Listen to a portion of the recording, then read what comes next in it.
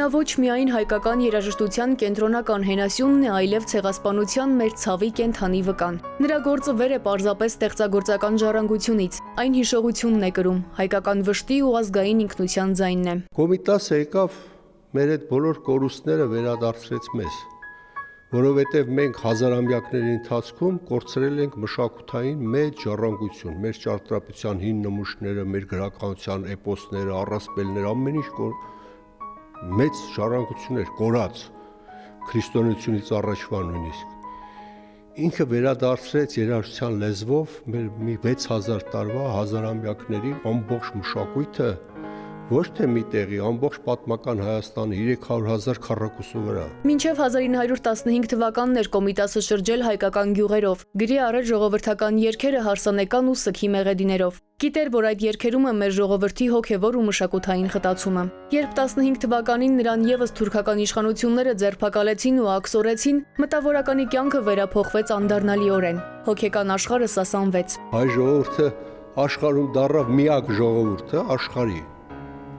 որ փրկել է իր հին հազարամյակների երաժշտությունը, հույները չփրկեցին,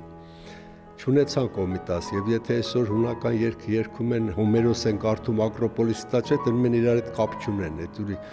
նույնիսկ հնդիկները, որ այսօր էլ ունեն, մեծ երաժշտություն, ծովա, չէ, 1,5 միլիարդ են, ինչ է, Կոմիտաս չունեն, որ